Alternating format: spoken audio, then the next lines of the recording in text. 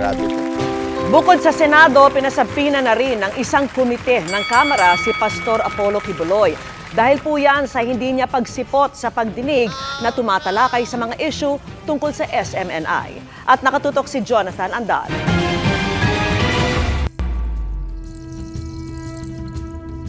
I move for the issuance of subpoena to Pastor Kibuloy to appear on this committee. So move, Mr. Chair. The I motion move. Honorable Pimentel is approved. Tuluyan ng ipasasabpina ng House Committee on Legislative Franchise si Pastor Apollo Kibuloy, ang honorary chairman ng SMNI o Sunshine Media Network International. Ito'y matapos hindi siputin ni Kibuloy ang pagdinig kanina sa Kamara tungkol sa panukalang batas na gustong bawiin ang prangkisa ng SMNI dahil sa mga isyu ng umano'y pagpapakalat nito ng fake news, red tagging at paglipat ng ownership nito ng walang basbas ng Kongreso. Pero paano kung hindi pa rin sila siputin sa susunod na pagdinig ni Kibuloy? After the subpoena, if Pastor Kibuloy does not appear, then we will be constrained to move for a contempt order. And after he will not, hindi pa rin siya sisipot, yun na yung warrant. It's about time na paupuin po natin, paharapin po natin at matanong natin ng diretsyo si Pastor Kibuloy dito sa mga katanungan natin kasi hindi po ito masasagot ng attorney lang. Wala rin sa pagdinig ang Pangulo ng SMNI na si Marlon Rosete dahil masama raw ang pakiramdam kaya nagsumite ng medical certificate. Sinusubukan pa ng GMA Integrated News na makuha ang panig ni Kibuloy. Sa ngayon, suspendido pa rin sa Free TV ang SMNI pero gusto ng mga mambabatas na masuspend. Inutusan na naman. Inutusan na naman to mga komunista. Inutusan na naman to mga mambabatas nila na para talaga igipitin. Di alam mo, napakinggan ko kasi yung paliwanag ng abogado dyan yung pagpapalit-palit ng na bakit hindi in-inform. Kasi nga, ang may-ari is parang it's a religious program. So, pag nagpalit ng ang paliwanag nga nung abogado, pag nagpalit ng pinuno yung relihiyon, hindi nila kailangan sabihin sa SEC. Nagpalit yung kasi ang may-ari nitong SMNI is parang yung relihiyon. Okay? Parang yung, Radio Veritas. Diba? Dati yung dati. Hindi ko na alam kung anong format nila ngayon kung ang may-ari nun, yung, CBCP, o yung, pag nagpalit ng kardinal, kung sino man ang ipapalit, hindi na nila kailangan sabihin sa SEC. Kasi ang sinasabi is, iba naman yung usapan sa church, hindi dapat ipinapaalam yung sa SEC. Tapos kung yung church ang may pagmamay-ari doon sa istasyon, naturalmente magpalit-palit. Yun ang sinasabi ng or defense ng SMNI lawyers. Pero mamaya pakinggan po natin Hindi rin ito online. Nagpapatuloy daw kasi sa mga online platform ang mga show ng SMNI. Pati na mo ito itong kababalaghan nila na pati yung online gusto nilang kontrolin. Parang awa nyo naman. Wag naman po tayo ganun. I mean, sige, I would understand kahit pa paano maiintindihan ko pa yung free TV. Ibig sabihin kasi sabi nga nila, ang free TV, di ba, yun yung ina-argue dati sa ABS-CBN yan po ay pribilehiyo. Tama, okay. Ibig sabihin ng privilege, privilege. Hindi mo karapatan yan. Okay? Although the argument of the lawyers of SMNI, once nabigyan na ng 25 years, hindi na pwedeng bawiin yon without the parang pagpasok ng Supreme Court. Something like that. Yun ang argument ng lawyers ng SMNI. Okay? Kaya nga, iba yung instance nito, hindi katulad sa ABS-CBN. Sa ABS-CBN, bibigyan ba o hindi? Ito, nabigyan na. Ang tanong ngayon kung babawiin. Diba? Yun yung tanong. Pero mas matindi pa dito ay ito. Bakit pati yung online pakikialaman nyo? Hindi nyo karapatan yan. Yan ay ng freedom of speech ng tao. Para pati yung online pakikialaman ninyo. If there is a law na nalabag, bakit hindi nyo idemanda? Kasi ang ina-argue nila, there is fake news na pinapakalat ng SMNI. Bakit hindi nyo idemanda sa korte? Kasi remember, may batas against fake news. Tama, mali. May batas tungkol dyan eh. So, idemanda ninyo ang SMNI by spreading false news. Ganun lang kasimple yun. Hindi yung pipigilan nyo yung kanilang freedom of speech. Abay, protektado ng konstitusyon ng freedom of speech. No law shall pass, di ba? Abridging freedom of speech, hindi pa pwede. Wala, hindi pa pwede ho. Ngayon, yung mga akusasyon ninyo, libel, etc., you can bring that sa korte. Again, this has nothing to do with the religion of Kibuloy. Ito'y freedom of speech na mga ako kaya nga 'di ba? Dati yung ABS-CBN nasa online pa sila. Wala na tayong magagawa doon. Online na 'yun eh. Karapatan nila 'yun. Ito pati online pakikialaman naman. So kung pinayagan niyo 'yan, isipin niyo to kung natupad 'yan, abay pwede na nilang gawin sa lahat ng vlogger. Oy, ikaw Banat Bay, masyado ka madaldal. Tanggalin ka sa online. Ay, lawyers ba kayo? Anong katarantaduhan yan? Kahit suspended na, parang wala silang pakialam. Kahit na suspended kami anyway, andyan na social media. So ano po ba yung... Te, umayos ka naman. Wala ka na naman sa hulog eh. Umuwi ka na sa bahay, maglaba ka. Pati social media. Lumalabas yung pagkakomunista ninyo. Sa totoo lang lumalabas po. Bakit to? Ganyan di ba sa communist country? O sa China ganyan? O walang Facebook? Walang Viber? Wala bang Viber? Hindi, di ko alam kung walang Viber Parang ganun eh. Yun ba gusto ninyo? Kung kayo na lang kaya mawala. O hindi ko sinabing tigo kayo na. Ibig sabihin ng mawala, yung mawala dyan sa kamera. Kasi dadaldal nyo eh. Kaya lang, that's impossible, Banat Bay. Why? Ganun sila ni Tambay. Friendship sila ni Tambay. magagawa doon ng NTC, Mr. Chair? Should the MTRCB decide to endorse that suspension order to the NTC? MTRCB naman, May mga kakilala pa naman tayo dyan. Medyo, na yan, Ako sinasabi ko na sa inyo, pag ginawa nyo yan, yan, hindi ho maganda yan, mga ma'am, mga sir, mga attorney dyan sa MTRCB. Bakit to? Freedom of speech na ho yan. Hindi ho nyo pwedeng pakialaman yan sa online. Pwede kayong magdemanda. Kung sa tingin ninyo merong ginagawang hindi maganda ang SMNI, magdemanda kayo. I encourage you to do that. Kasi alam mo sa Pilipinas, parang kanya-kanyang epal na lang. 'Di ba? Parang lagi na lang, hindi, basta patawag kita dito, patawag ka dito, tatalakan ka namin, blah blah blah blah blah, gaganon-ganon na 'yan. Hanggang bumula bibig ng mga congressman na 'yan. Tapos ipapahiya nila kung sino man gusto nila ipahiya. Instead na kung talagang may mali, bakit di nyo sampahan na lang ng kaso? Ang dami nyong hanash. 'Di ba? Bakit? Alam nyo hindi lulusot sa husgado? For suspension on other platforms, perhaps we can consider, the NTC can consider that. Currently, we are amending our charter to include on-demand online applications as well as streaming applications po, social and other social media platforms to be under our jurisdiction. Para sa GMA Integrated News, Jonathan Andal, nakatutok 24 oras. Ay nako. Alam mo kaya nga nabilib din ako doon kay Pangulong Duterte. Tandaan ninyo, yan ang reason kung bakit hindi pumasa yung tawag dito, yung yung batas na pinirmahan ni Marcos na yung tungkol sa SIM card registration. Kasi may mga ulupong na pinasok pati yung social media. Ni-require pati yung social media. Ako, sa totoo lang, kung ako tatanungin mo, gusto ko yun.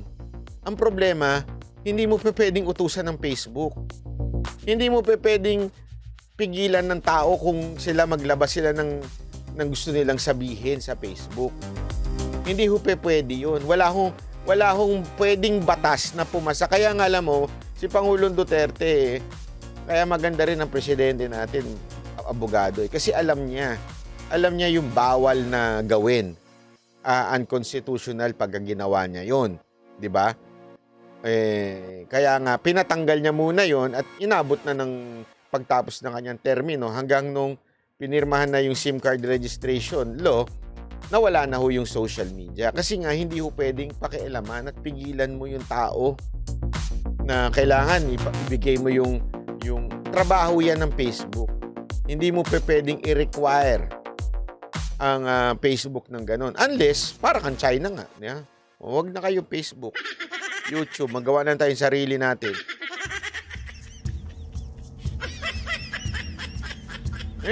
Alam mo, eto hindi naman sa kinakampihan ko malaswa pero hindi ko sa kinakampihan. Kita mo nangyari nung pinigilan ng China yung Facebook, YouTube at saka kung ano-ano man, 'di ba? Nung pinigilan nila, ano lumabas? Ang dami pa ring lumabas na mga apps na doon lang din nagkakaroon sila ng ng transaksyon pagdating sa bentahan ng katawan. Oo. Sa mga yan, may sarili ho sila. Kaya yung mga inchik na nandito, may sarili ho silang way para ho magpasa-pasa ng babae. May ganun sila. Bakit ho? Kasi nga, kesyo hindi nila ginagawa sa Facebook, sa ibang mga platform, pero gumawa naman sila ng sarili nila na ganun din.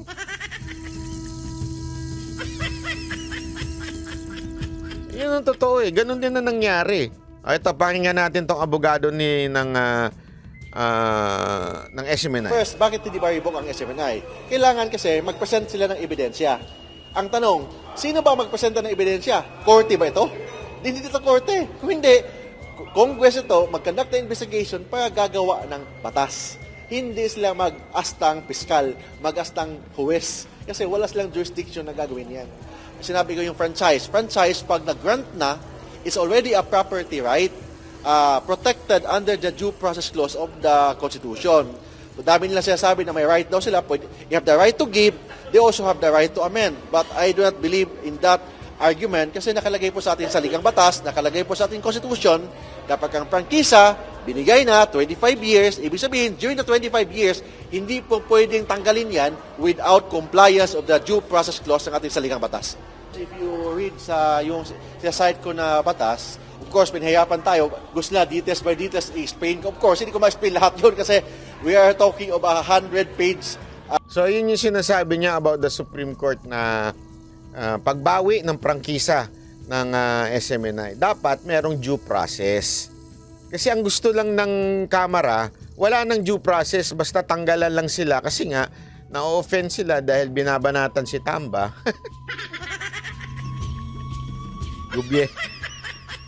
Alam mo, itong gobyerno natin, mga mga pusong mamon, mga onion skin ito mga ating nasa gobyerno. Porkit binabanatan lang yung leader nila, pinag-iinitan tong SMNI. Hindi ba kayo nahihiya sa ginagawa nyo? Honestly, kayo mga congressman, hindi kayo nahihiya sa balat nyo. Isipin nyo, hindi kayo mahiya sa mga anak ninyo. Yun na lang. Hindi kayo mahiya sa anak ninyo na ginagago nyo yung SMNI because nasasaktan kayo. Nasasaktan yung leader ninyo. Isipin nyo mabuti yan kayo mga congressman. Kaya lumalaki yung mga anak ninyo spoiled brat. Kasi yung asal ninyo spoiled brat din Manamana lang. Yun ang totoo, manamana lang kayo. Mga spoiled brat kasi kayo Yung nasaktan lang kayo, ay hindi pwede ito, kailangan may gawin tayo, tanggalin natin. Buti na lang wala si Banat Bay. Yan. Akala naman nila, magagawa nila yun. Akala nila, mapipigilan nila ang taong bayan. Diba? Ilang beses nyo nang tinangkayan.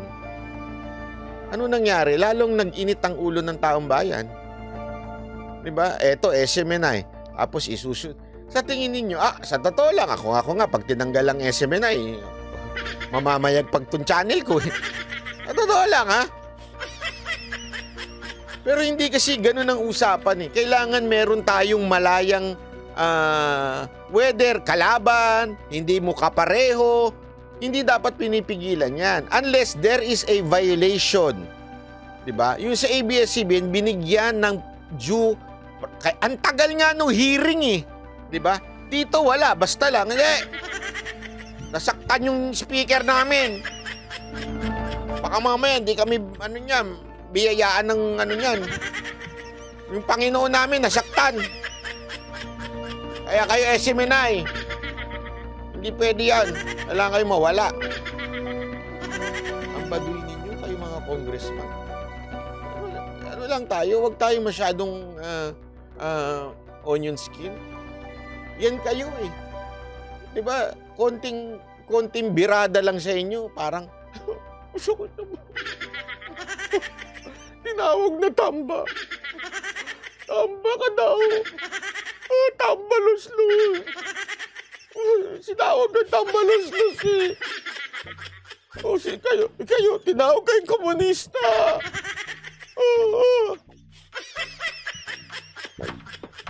Alam nyo, kalma. Oh, kalma.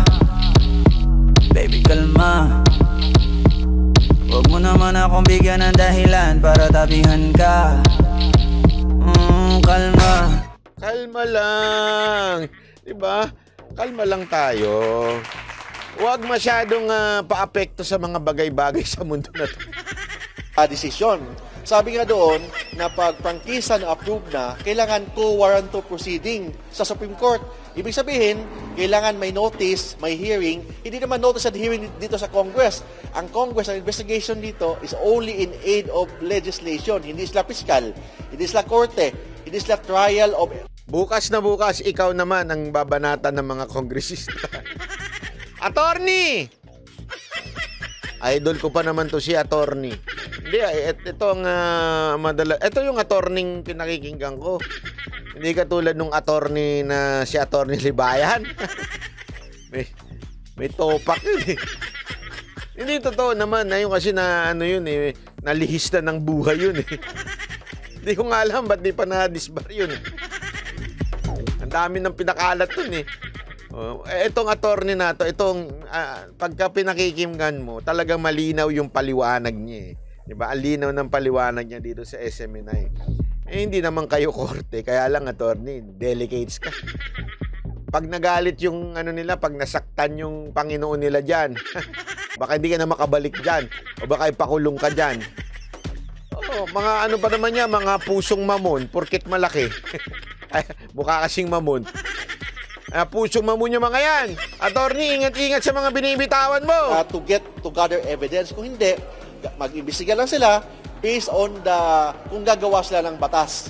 But granting na gagawa sila ng batas, kailangan yung batas na yan hindi ma-violate yung due process clause. Ano yung due process clause? Kailangan fair, kailangan consistent with justice, kailangan hindi arbitrary. Yung ginagawa nila arbitrary, yung ginagawa nila is unconstitutional. And I'm sure kung we will study a case kasi yung ginagawa nila out of jurisdiction. Kasi wala silang jurisdiction kasi pag itong kaso, pag pangkisa, granted na ng Congress, ang may jurisprudence or may jurisdiction is the Supreme Court through a co-warranto proceeding. Yan. So yun ang paliwanag ni attorney, palakpakan. Diba? Dahil nga tapos na yung nabigyan na sila noon pa ng 25 years, ibig sabihin nun kung meron mang gagawing pagbawi, dapat to Supreme Court na. Wala sa jurisdiction ng Kamara. Kamara, ano masasabi ninyo? Masasaktan na naman kayo kay attorney. Iiyak na naman kayo. Alam mo, gusto ko, pwede ko nang ipaskil yung mga tuta ng Panginoon nila dyan. Gawan kaya natin, kung marunong lang talaga ako sa art, gagawan ko yan ng arte na si Tambaluslos, tapos hawak-hawak niya yung mga tuta niyang congressman. Diba? Ito, panoorin naman natin ito, ha? Ay, nako.